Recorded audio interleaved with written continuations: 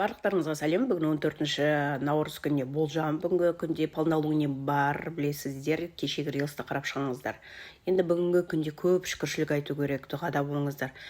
Әсіресе осы полнолунияда лунное затмение еще, лунное затменияда сағат 14:00-ге дейін айтқан дұға тілектеріңіз өте қабыл болады. Және духовный феншуй бойынша бүгін цокподношение күні, ішкен жеген тамағымызға шүкіршілік айту керек.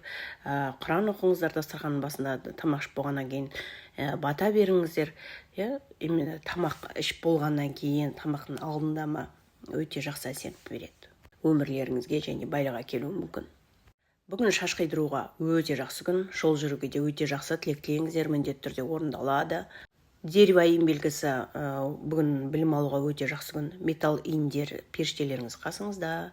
Бүгін дұға тілекте болыңыздар, көмек сұраңыздар, көмек міндетті түрде беріледі. Шілде айында туылғандар бүгін дәрігерге көрінген жақсы, дәрігерден ем алған жақсы, августтың 7-сіне дейін туылсаңыз. Витамин ішіңіздер, денсаулығыңызға жақсы әсерін береді. Сиыр, тауық, доңыз, жылы туылғандар және күнінде туылғандар бүгін өте сұлусыздар, сіздерді байқайды. Бойдақ болсаңыз бүгін танысыңыздар. Егерде клиент керек дейтін болса, бүгін шығып сөйлеп көрсетіңіздер, клиент өте жақсы келеді. Күндеріңіз сәтті өтсін.